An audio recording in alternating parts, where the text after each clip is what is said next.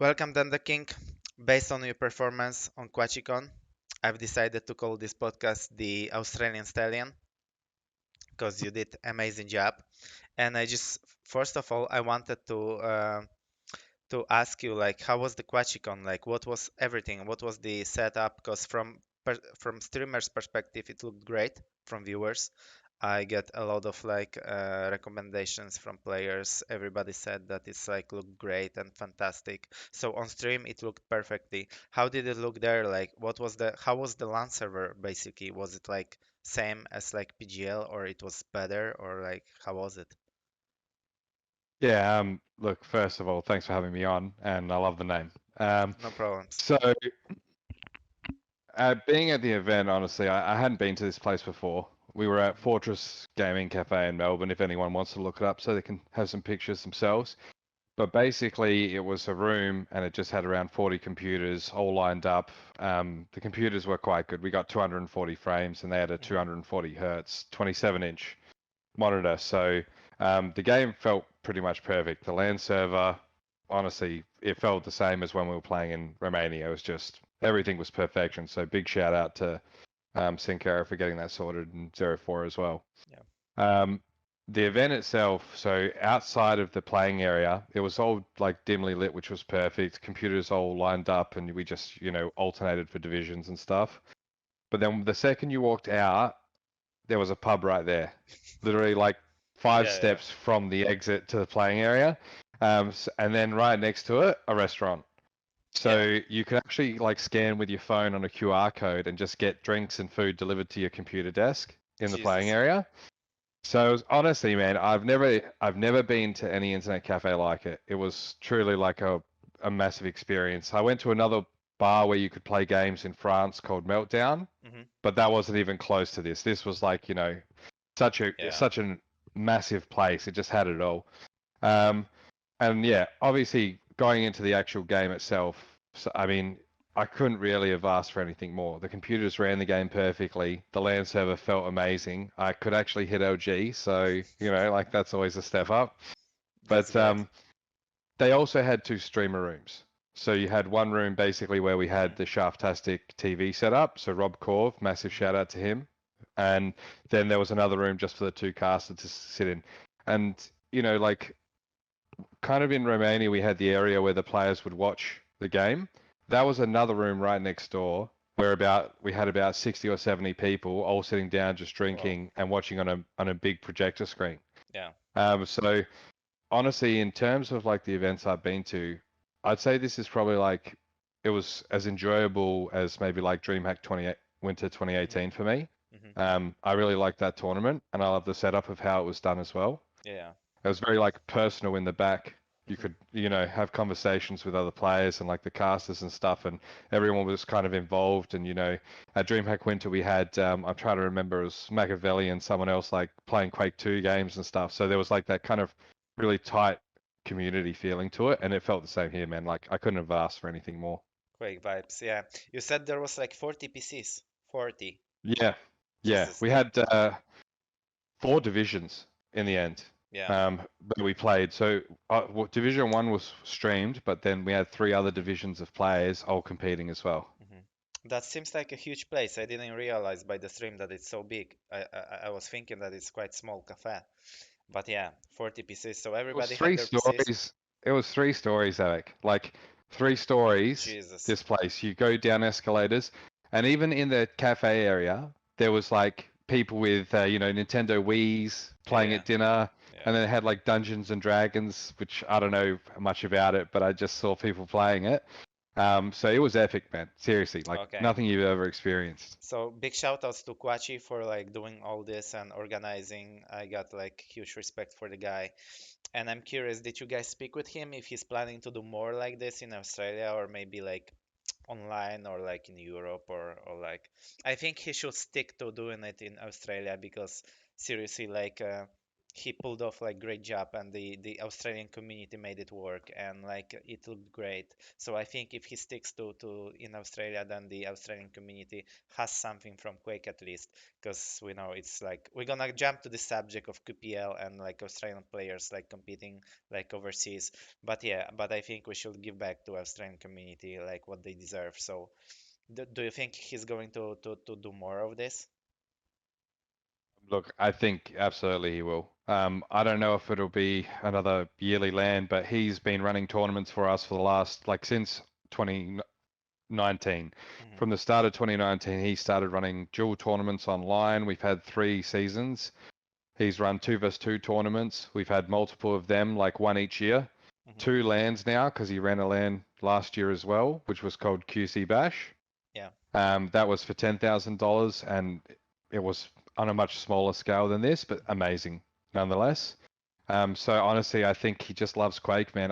He's one of those people. He's just, he grew up on Quake and he can't get enough of it. And honestly, I Yeah. think he's kind of like, Quake Australia's dad now, if you will. I think everyone just looks up to him and thinks of him as this absolute champion. And honestly, like I myself just think he's like honestly one of the greatest blokes Yeah. because I'm a person who loves to compete and Hmm. he gives us that opportunity, even whether it's for money or not. Hmm. Like just having that ability to compete in something you love, it's a blessing. Yeah, definitely a legend. And also, there was a rumors that the majority of the prize pool was his own money, right? That's true. Yeah, that's right. That. So he put $25,000 of the prize money in from what I heard, and Artisan put in the other 5,000. Oh. Um, I'm gonna like plug them real quick. So for Hmm. anybody who doesn't know what Artisan is, Yeah. they do Mouse mouse pads. pads. So we all got they basically threw in like 50 to 60 mouse pads, I think, Hmm. and they threw in $5,000 of the prize money. And these are the best mouse pads. So That's great. honestly, Yeah, big shout out to yeah, Artisan. I'm actually thinking to try like artisan mousepad and change it because I got like QCK heavy and it's like harder to get nowadays. So Yeah, I cannot find it really online. So I'm actually thinking about artisan. I know they got like the texture is like you can choose the texture. It's like you can choose soft, medium, and hard, right? There are yep, three that's right. types. Yep. Yeah. So it's like extra soft, soft, and mid. Mhm. And the extra soft's the softest. Mid is like the harder ones. Mhm. I've got in the middle Mhm. soft, and I've got a hien. So it's like a really fast pad. It has like almost a grainy texture on it, Mhm. but it like even though it's super fast and smooth, it Mhm. stops really well because of the Mhm. texture. So Mhm. and then they have like basically stitched edges that are not raised or anything, so your mouse can just go over it if you're like going to the end of your pad. And on top of that, they have a rubber base and it just folds to your desk. Like you never have, if you roll it up and you take it when you're traveling, Mhm. it just rolls out onto your desk perfectly straight every time because the Well, rubber just yeah. sticks it down and it never moves, man. It's just, I That's can't even super. That's explain it. super important because Premium quality, premium.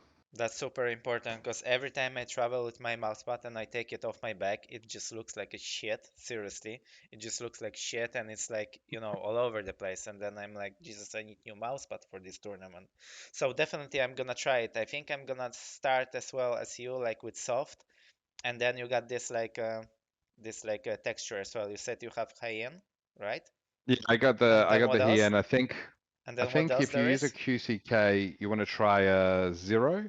I think it's called, that's the name of it, a Ninja Zero. Zero, So and it's like kind of like yeah, slower to move, or like it's like faster, more slick it's in the middle. in the It's middle. like slick and control like a QCK. So they say it's as similar to the QCK. Okay. Then if you want more control like a GSR, it's Hmm. a Hayate Yotsu, I think is the Okay. name. Okay. Um, so what I'll throw in a quick thing. If you actually, Unleashed, there's a Yeah. Quake player called Unleashed JP. Hmm. Just reach out to him. He can tell you like the description and everything, and like he'll Okay. probably sort you out with a pad. He can probably get your like name inscribed on it if you really wanted to Yeah. go that far. Yeah. Yeah. That would be But perfect. yeah, reach out to him because he knows everything, man. Yeah. He's the one who talked to me in Steej and told us all about him. I will reach out to him. I will get the description, and we also gonna implement the description in this video on YouTube. So for the guys who really because I think there is not so many guys who know about it. I think more people should know about it. Like Quake community is familiar with Artisan, but I think we also should try to get it out like for the other like games and communities, because I think a lot of players like in CS in other games would enjoy that as well. Because nowadays it's actually quite hard to like find a mousepad, you know. And I think No, I agree. Yeah, Artisan is not sensitive to humid, like to the water and things like this, right? So if it's like really hot, it doesn't really like get like so sticky. Like QCK is like horrible if we talk about it. that's right. With the last one I had, this is the second one I've had now. The last one I had, I spilt like Coke and everything on it, and I had to wash it. And Hmm. after I washed it, it was like I was using a new pad. Yeah. Like I couldn't believe it how well it came up. So I mean, it's like how much you pay for them. Hmm. There's no comparison in quality. Like, oh, absolutely, a massive plug for Artisan. I truly believe in their product, so it's worth every dollar. If you have your opportunity to get one, you definitely should. Yeah, yeah, definitely. So shout outs to Artisan and Unleashed as well. Uh, Another thing I wanted to ask you, I think we should jump to the game itself. Congrats first of all on your third place. It's like outstanding performance and amazing. Like especially that you kind of like been like in Australia all the time, and like it's really hard. This is the interesting topic. Like it's really hard to prepare somewhere where you don't have access to like the best players, like QPL players, or like the scene is not so big, and like it's quite hard. So how do you like? First of all, I think it's the matter of talent to be able to like prepare, because like there is some player who needs a lot of practice to be good. Like for example, I don't know, I think Gilson needs to practice shit tons. Like there is some, I think Rafa also needs like a lot of time of play. You got Klaus, for example, who doesn't need to play as much. I can sometimes like play like good game without playing that much, you know? Like there's different plays, but how do you do that in Australia? You basically have no access to the best players. Like you started your Yeah, preparation before like Quakecon, right? So that helped that's definitely yeah, because you warm up kind of, right? But how do you yeah, do that's that? right. Well, I mean, look, I think I agree with you. There's some people who need to practice a lot, and some people who don't need to practice a lot. Funnily enough, I looked up all the QPL players' games played. You're the only player who has less duels than me. I had like 2,800 and you had 2,500, and then everyone else was 7,000 plus. Yeah. So I know what you mean. I don't know how you do it as well. I've seen you get top six in tournaments and not play anything. For me, I think I watch a lot of games more like rather than play. And Hmm. so for some people, it's like they need to be in the game and doing all the things themselves. But for me, I watch like you guys play in the QPO and I pick up your little tricks that you do on maps. And Hmm. in when I was first learning Quake back in the day, you had to do everything yourself. But it's like now there's so much knowledge online on YouTube, on Twitch. You can just learn everything you need to know, map tricks, how Hmm. to spawn, trap people, like whatever it might be. It's all online. So I think a lot of it comes from me watching you guys play. Then the other aspect of it is like your mechanical side, and I think you Yeah. actually just have to put in time for that. Like there's no cutting corners. Hmm. If you want to have good movement and good dodge, you need to play like players. So honestly, I played like a lot of TDM and just pub matches, and Same. just I Same. practice aiming, at a lot of people. And when you've got 4 or 5 people shooting at you, Yeah. that's you're improving your dodge in every angle. So um, I think that's always been kind of my thing. I've never necessarily put in too many hours of actual practice myself, but watching and then implementing the things I learned from the players who were already doing it. Hmm. That's my trick. So yeah, shout outs to you guys in the QPL. I completely agree. I also think like watching is the most important and analyzing the games of other players. I think that's what Rafa as well doing. But what he told me, what he does is like he's streaming all his practice games, and then he has like for example 3 hours of practice like of scrims, and then what he does is like before sleeping or like in the evening he rewatches it all. So he rewatches another 3 hours. So it's already like 6 hours a day, or like 5 times per week or something like this. So it's That's like dedication, man. that's dedication and hard work. But I also agree that like for me it works as well. Like I think mechanics are like most important in this game. So I rather like train my mechanics in like some 2v2 TDMs. It's much easier in Europe, right? Because like it's still quite difficult actually. Because sometimes when we want to play with Hron or with someone else or with Cypher, we cannot really find opponents because like nobody's playing at that time, right? But still, like I prefer 2v2 TDMs, and I think it increases your mechanics as well. I remember when there was a time of like 2v2 when there was like this Quakecon and like DreamHack Tours and DreamHack. Yeah, all the I, tournaments. Yeah, I think all of the players were like really good mechanically. I think that was the time when Rafa started to really hugely improve like his aim and his like 1v1 game and things like this. So I oh think for sure, dude. That's so true. Like he so got it's so much better. You could see his mechanics just yeah, improve drastically from yeah. tournament to tournament. So I think like good performance on tournament is always like a motivation boost and stuff like this. So what are your plans in general? Didn't you think about like doing like similar things, so moving overseas to Europe, like or like you are too focused on your real life private, on your like business career and things like this? Where is Quake in your life at the moment? Is it possible to see you Look, sometime I in mean, QPL or like what's the story? I wish. I mean, look, I love Quake like as much as anybody. Like it will always be one of my favorite games, if not my favorite game. Like up there with Diablo for me. Hmm. They're just my childhood games. When I grew Yeah. up, I always played them. You know, the first time I ever played Quake was Quake 3. I was 10 years old, Yeah. so that was Yeah. 22 years ago. Yeah. So um, it'll always hold a special place in my heart. But I don't have the ability to go overseas because I've got a son. He's turning 3. So Okay. I've got my family here and Yeah. I put a lot of time in the last couple of years. I spent a lot of time away from Quake. I wasn't practicing or competing very hard since 2018, just, um, you know, getting promoted at work and stuff and Hmm. making sure I was getting myself into the best position to provide, for my son and stuff like that. So, um, it's like, video games are a massive part of my life and they always will be, but the first priority for me is like my partner and my son. So, you Understand. know, uh, if the opportunity's there and I can go away like I did for Romania for a week and, or this land for a weekend and then just back to the other priorities in my life, I'm all for that. And I mean, the way they did the, you know, World Championship this year, I thought Hmm. was a lot better, Yeah. giving like, because, if they've called it World Champions in the past, but you're not inviting every like country. It's True. only North America and Europe competing. So when I watched those tournaments, I was like, there's players from Australia or maybe like Japan who would love to compete, South America, etc. Yeah. Yeah. So I thought this year it was a lot better. They actually gave Yeah. people an opportunity to compete a bit against the best players in the world and actually give it its title, World Championship. I hope they do it again this year. Yeah. Not even for myself to play. Like there are other Australian players like Steej who Hmm. would do damage as well, like especially if they put in the time and practice leading into it. So, who knows? Hopefully, maybe Quake Pro League and Yeah. Kuachi can work out some sort of Australian link League. into the Yeah. QPL. Yeah. Like even if it was just a league where the final prize was a spot to play off at the Yeah. LAN event at the end of the year. That Amazing, will be already really good. And it was like, Yeah, yeah.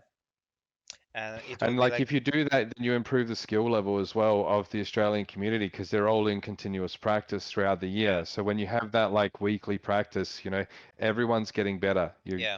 Your level just continually raises, and then by the time the end of the year comes and you're competing against the best players in the world, you'll be ready. So True. I would True. pray for something like that. That's my hope because then I can combine my first priority and my love for Quake, and it can all be there for me. But that's what it is. That's super good idea. What I was thinking about was also like if QPL decided to change the format back to the tournament system, that would be also good. So you guys could travel like let's say 3, 4 times per year. You can easily travel if you find a sponsor or like anything like that. Because nowadays, like what is difficult now is because the format is like the league, right? So only like the people who have like good like connection can play, right? Because like even if you are living in South America, you got kind of problem to compete in this league because you're still gonna play on 140 ping. Like the netcode is kind of good in Quake Champions, so you can still compete with 140. But without Australia, you would have like 250, 300 ping, Too much. Yeah, you the couldn't do time it. difference will be so huge. You will play at really odd times and you cannot do it. But what you said is like, I think it's super easy to do because, like, as you said, even if the price is like this spot in the QPL finals, like 2 spots, for example, right? It's not much to ask for, right? And they still No, got, and people will play. Like of people course, will play. people They would want to play. want to play. Yeah, people would play. Another thing is like we would have another day on stream on Twitch of Quake, which is also like, value. It's like value for the company. So let's Of say course. QPL like you and A, you got like on Saturday, and then on Australian you got on Sunday, right? No problem. Look, I've always thought this would be like that's the way they would incorporate us in at some point, and I've always hoped for it. But I mean, there's the means now there, so like even you wouldn't even have to put in any effort from their end. It'd be just Kuachi running tournaments. You could make it that easy. So, Yeah, like I said, man, I hope because there's a lot of Australian players who want to they want to go overseas and like they want to challenge you fellas. So, yeah, Fraser and Cam are getting back into the game. that's great. Once they get hooked onto it, they won't stop playing. So, they're Yeah, online right now, even after the tournament, they're still playing, messaging me for games. So, yeah, yeah, people are keen here, man. We love the game. So, true. I don't know if it came through on the stream. I hope it did. I hope that, you guys saw the amount of fun that we were having, like, because behind the scenes, it was Yeah, all of us getting drunk and of course. just having a good I can time playing I can Quake. imagine. So, I can imagine, man.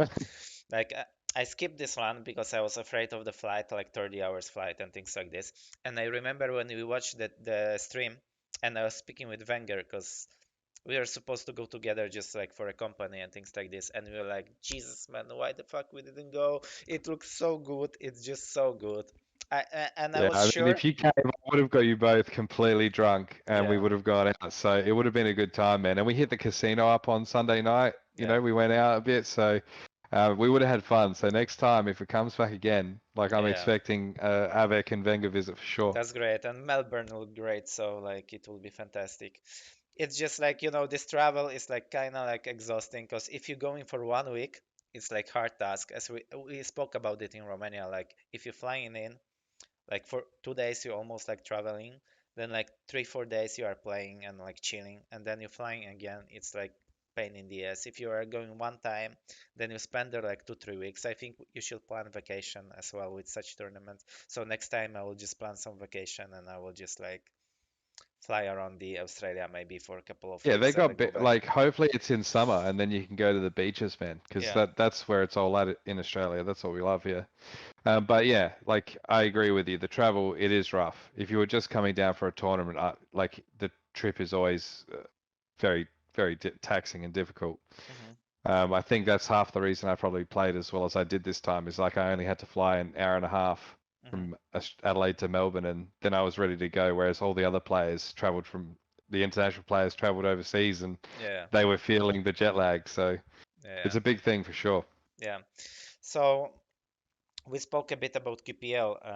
I think it will be great to see the tournament system, especially for you guys, or like implement the Australian like league on Sundays, for example. I will definitely try to bring it up to the team of like to 04 maybe, because we still don't have any like official news about the league and things like this. But it's like it's hard to implement things on the last like second. But as we spoke, like if there is like if the main prize is like flying like spots in the finals, it's already good, and the rest maybe Quachi can help with, or like there is always things to figure out. But also except that, like, would you like to see any changes in QPL? Like, do you have any good ideas like what they can change, or like do you miss 2v2 maybe? Look, I mean, that was gonna be where I was going with it. Yeah. Um, I mean, honestly, I like the weekly kind of games because you get good viewing every week, Hmm. right? But I would like there's no team games that we get to see anymore in Quake, and in my opinion, back in the day, CTF was one of my favorite things, Yeah. and also 4 vs 4 TDM in Quake Live in particular, and I played in Quake 3. I played a lot of CTF. It was really popular in Quake 3, so. Um, Look, I would love to see team games make a comeback. Like in Quake Champions, it's 2 versus 2, Hmm. and that might be the best one they've had yet because I don't like in some of the big 4 versus 4 team games back in the day, it was very sassy and Hmm. maybe not as enjoyable to watch. But in two Yeah. versus two, it still has that dual feeling to it where you're controlling spots of the map, and that's the most important part of playing. Like holding down items or weapons, like certain weapons from your opponent, whether it's like rail on Awoken and the red Hmm. side, etc. So I think if they could somehow incorporate a twos tournament back in, that's like would be massive win-win. And Yeah. then even more viewing because, sometimes like in the last year in particular, you only had like 4 or 5 games maybe on a Sunday, Hmm. and it's just like sometimes you wanted more. Like you were Yeah. kind of there and you just like so I've watched the stream some of the streams like from start to finish because I've just had nothing to do at night here and I've just watched like I Hmm. was watching movies, Yeah. having a bit of 2 versus 2 in there, maybe just like in the middle, switch it up even, duel to 2 versus 2 to duel, just get people engaged, man. That could be huge. And if they brought it to a LAN event, I would love to play in a 2 versus 2 Yeah. tournament again. Same. I missed 2v2 times. So we need 3 leagues now. We need 2v2 on Fridays. We need 1v1 UNA on Saturday, and then Australian on Sunday. Jesus, Perfect. that would be great. So going back to practice, as so you like to watch like a lot of like you like to watch games and you like to like play like TDMs and to keep on your mechanics. As soon as it comes to duel, like what do you think in nowadays meta is like the most important in duel? Oh man, that's a good question. I think it's like changed in the last year quite a Hmm. bit, and I think now the thing that I noticed like when I played you guys in Romania as well, like when I Hmm. was doing practice, is you've got to play like really, really tight. You Hmm. like you've got to play like really defensive, and you almost like mechanics are super, super important, more than they ever have been before Hmm. in Quake Champions right now. If you aren't hitting, like if you're not connecting your shots, you're not going to win games. It's no Hmm. way. So when I was overseas and I was playing you guys, I was watching Kilson a lot on how like defensively he played and would just play for like those like really little bit of peak damage in between items and then like just he'd make his play delaying someone from one major to the other Hmm. and look to kill him while he was backing onto the major. Hmm. And he would only get 2 or 3 frags and then you Yeah, just see and him hit you running down. plus back Yeah. because obviously when you're plus backing, it's a lot easier to connect with damage. If you've got someone just running through doorways at you, and it's a Yeah. lot easier to connect your shots and be more consistent with your aim. If every time you're trying to just run, you're the one running into the room, you're going to be in trouble. Yeah. So this like as I was leading into this tournament, I was online and I was practicing with Zenaku and Steej, and I was really putting a focus on practicing my mechanics, Hmm. like trying to take fights, even if it was in weird situations, just fight all the time. Hmm. Like so, some games I was getting blown out 20-0, whatever. Hmm. I didn't care. I was like, the main thing is when I get to like the LAN, I need to make sure I'm hitting my shots.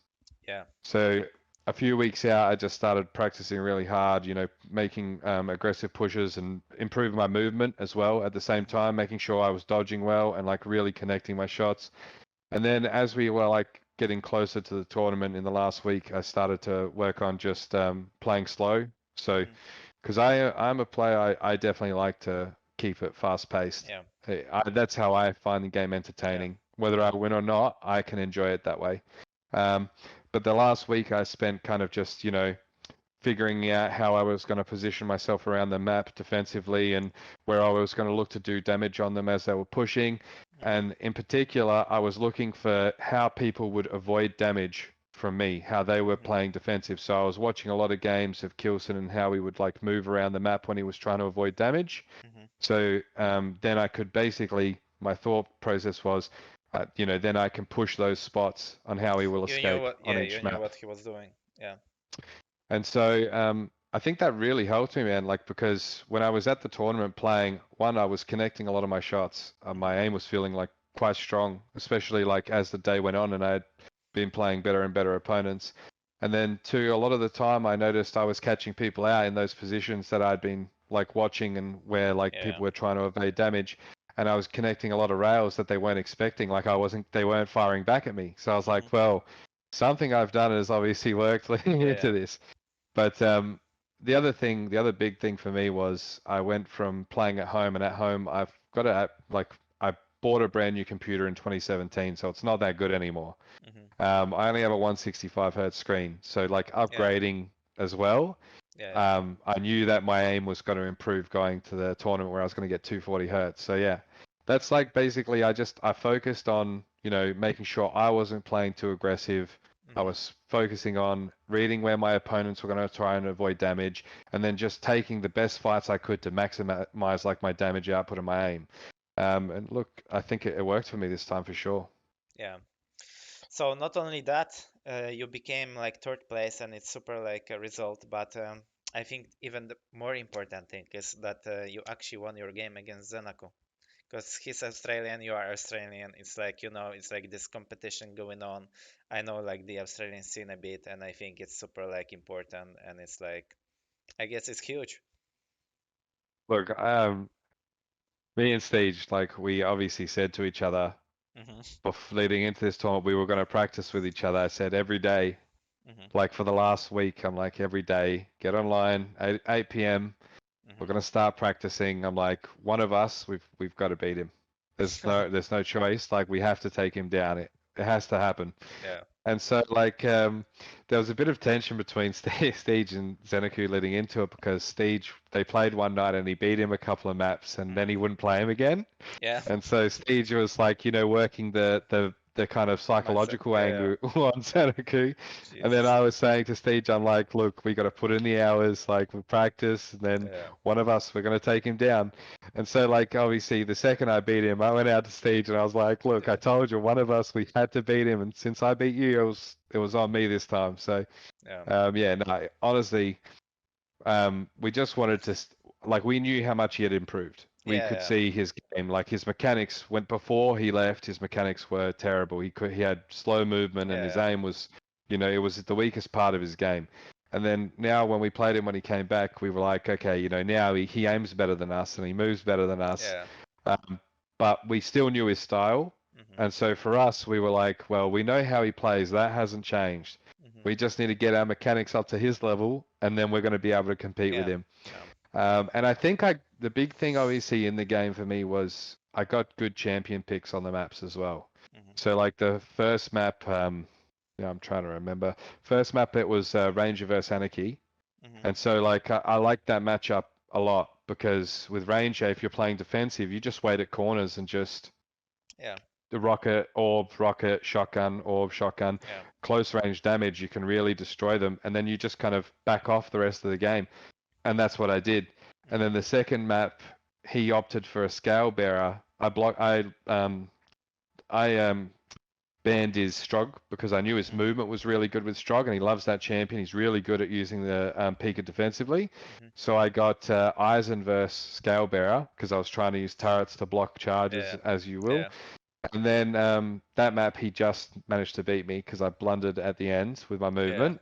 And then the third map, he's for some reason let me get visor, and I'm not sure why, because in Australia, I don't think anyone ever lets me play visor Hmm. because if you go and look at my like played time on everything in twos is me playing visor from when he was really popular in Yeah. 2018. And so like visor on Ruins of Sarnath is like my best champion, Hmm. other than maybe like Nyx. And Yeah. so when I got Visor, I was like really confident. I was like, he's not going to have any chance. I'm just going to run and rail on him, and that's all I'm going to do the whole map. And yeah, I think I got inside his head. So yeah, I think the champ picks worked for me against Zenaku, and I was just Yeah. happy, honestly, that I performed and I took him down. Man, it just shows how much talent there is out there in the world, like in Australia, in other countries. Like, you get a guy who moved to Europe, like Zenaku. He moved there like 3 years ago, so he spent like 3 years like practicing. And Zenaku is like, it's not like the rest of the guys. He's really actually grinding. That's the main thing. He came there. Like he didn't come there to like have fun and things like this. He's just grinding the game every single day. Like sometimes when like nobody else is like playing after like tournaments. he still was playing because he was in a foreign country. There's like, it's like hard to move to another place and like start your life over, right? So you need to stick to one thing. So he stick to Quake, and then you got guys like you who sit in Australia. You basically like fuck around for all year, and then you start playing like 1 week before tournament, and you manage to take him down. That's like that's crazy, and that shows how much talent there is out there, which we maybe don't know yet in Quake. Maybe there is also some people like this in South America or like in NA, some young guys who didn't like play before. So Yeah, I think there is, and I think those kind of players, like if they get an opportunity to play against you guys in the QPL, mhm, like even just for a week, yeah, you would see how much like they would improve yeah, because, like you said at the start, it can be difficult when you don't have that top high quality opponent. mhm, Like luckily for me, when I was like growing up and learning to play, I always had Python who used to compete yeah, in tournaments yeah, back then. And like he was, I mean, I even consider him still to this day like my biggest rival that I've mhm, ever played because yeah, for all the times, all the games I've won in it, like in Duel, that guy has beaten me 1,000 times. So like, he when I was a kid and I was learning, he was the one smashing me. So there's probably those players out there, and all they need is that one competitor, like that one rival, to just make their skill go way up. So I hope like this is where that the expansion of QPO into those other regions, continents, like I feel like there could just be there's something there that they need to unlock, and I hope honestly they do. I really do. I just think it's the matter of like bringing like new people to the Quake and like letting like young guys play and like this challenger system is also good because it's like giving the chance to new people to play and they can play for something actually. What I wanted to ask you, like, for example, if the QPL is like top 16 players, like last year, let's assume it's gonna be like this. What do you think about the Romania tournament? Like, some people dropped out. Actually, you had Nosfa and CNZ playing for the for the spot in QPL, and CNZ dropped out. Like, you got some new guys in. Like, you got like Strongsage, you got like Toxic should be back in if it's top 16 Hron and like Sirius. So like it's shuffled a little bit. Some people dropped out. So CNZ dropped out, and like I cannot recall who else dropped out. Yeah, I think there was someone else, but I'm struggling to think of who it was. Sib got in as well. They played with Baxter for Yeah, the. he did. That's right. Yeah, he did. But who else So it dropped was out? I don't CNC. remember I who don't else. remember. Somebody It else might be dropped out. because the other three players who were out. That's why. Yeah, so it's four with CNZ. Cypher and But then Cooler. then should be Yeah, one I think more. CNC might be the end. Maybe there was one more, but I can't remember who it was. I mean, look, there was some interesting results at Romania. There's no doubt about that. Hmm. And like obviously the big one that you mentioned is Strongsage. Hmm. And that he's the example of a young player who had something to compete for. Yeah. And like that's a big thing. And you could see how hard he grinded the game. Like, and he still is. If you like, I've seen him playing on streams versus Chain and stuff. So, Hmm. like, he hasn't stopped. There's the dedication there for those newer players, and he's a great example. And I think you know, having that opportunity with the challengers is an absolute must because you want to give new players something to compete for. Hmm. Like in other games, the kids and the young kids who are really dedicated, they're all trying to get those, spots in like Valorant Pro Leagues or Dota Yeah. Pro Circuits or whatever game they play, man. Like that's what drives them. And then once you've get those people, like, it's a spiral effect. Everyone else wants to start competing and start getting better, and they want to be better than their friends, and they want to be better than Yeah. people they know, like at school or whatever it might be. Like competition just breeds competition. So I like the challenger setup. I just hope there's similar involvement as last year. That's what I'm hoping for. Like at least Same. every region gets a go.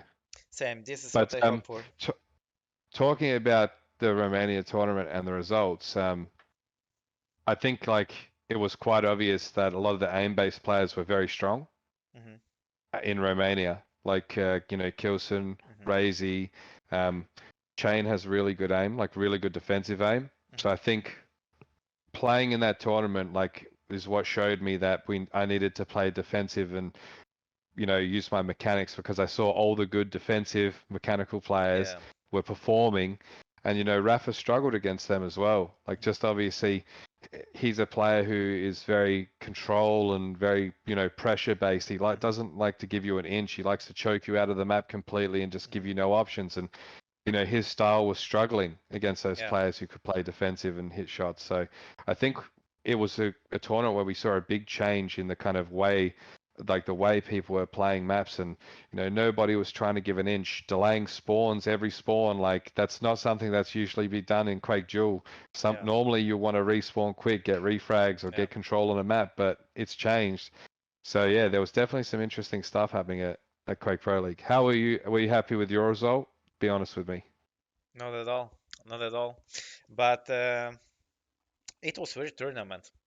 It felt It was, like, and you came up against Chain, didn't you? yeah. And he was playing really well defensively. I remember. Well, the thing is, like on the third map, already in the beginning of the game, I already knew I'm gonna lose this game because, like, as soon as we got to the server, like, I couldn't hit anything, like at all. Nothing was connecting. So on the first map, I was like, okay, I'm gonna lose to zero. I will just like try to keep my head cool, make it close maybe, so I don't rage or anything like that on stream. I will just like give this game to him and it's GG. Then I lost first map. I knew like it's really shit. Then second map, I don't even know how did he lose it because he was like leading a lot. Then like somehow I made the comeback. Uh, and then third map, like literally I had like 16% rail and I think 15% LG. Oh, it's terrible. You know, Look, and you sometimes those you games seem to happen where you can't hit anything as well. Like even when you're playing on LAN, I've That's noticed what that. I Like, thought. That's what I thought. I thought like, okay, so we're gonna go to LAN and like everybody gonna be in same conditions. Everybody gonna hit the same. It was always like this with LAN. Because with online it was like kind of like this, but last year it got to the point where sometimes you hit, sometimes you don't hit. It depends on the server, depends who you play against, you know. It depends. Sometimes you just hit, sometimes you just put crosshair on a guy and it's just like, and the LG is like trut, yeah, trut, everything trut, trut, misses, and no then red it's joke. like Yeah. 20% LG, you know. And then I was like, okay, online is gonna be great. And then I go there and it's same story. So I'm like, yeah, what can you do? Look, I Anyway, think I obviously think like the style that's getting played now will suit players like you, and mhm, like also I really hope like Cypher gets to play again as same. well, because it's like I think this would be like his era. Like Hmm. his style of play is very suited. He's a defensive player and he doesn't rely on items. He's very like prone to setting traps and doing a lot of damage. So like I would love to see him playing again. Cooler as well. Very Yeah, similar styles. I hope we yeah, get to see them playing in while the game is playing like this. And I hope there's another LAN tournament soon. Like so I can just watch it as well. Like I don't want yeah, to have to wait until the end of the year to yeah, get more yeah. Quake LAN action. So Or maybe Kuachi gonna make the tournament in Europe so Cypher can finally play. if Kuachi throws a tournament in Europe, I will fly down just to come and play Of in it course. because it's his tournament. Even if he like makes a tournament in Australia, this time I definitely need to push myself and go because it looks like I'll convince you. I'll convince you next time. I think I already I'll con literally, I convinced I'll literally, myself only by watching the stream, so it's like all good. I for sure will go. Yeah, and Anyway, like obviously, I was gonna convince you once Cypher, like I was hoping he would get yeah, approved, so then I'd be like, well, now yeah, you have no reason not to come. yeah, Cypher's coming. Now yeah. you've both got to get your ass down here. I Yeah. think if Oh Cypher well. got his visa, maybe I would actually go with him, I think. Because you know, I know you would have. I also I would didn't have. see I him. would have pressured you as well. Yeah, I also didn't see him for like quite a long time. We are trying to make some like meeting or something like this to meet, but it's like quite hard nowadays with all this situation. Yeah. No, that But yeah, sucks. anyway, congrats. Thank you for the podcast. Let's hope like we can get Australians to the QPL or like have a separated league with a spot in the grand finals. I really think it's a great idea. I didn't even actually think about it, but I think it's perfect idea. Thank you for your time and for your talk. No, thanks a lot, Eric. I really appreciate it. And massive shout out again to Kuachi, Artisan, all the sponsors, Shaftastic TV, everyone who was involved in KUACHICON. Like it was one of the best experiences I've had. So thanks a lot, everyone. Thanks, man.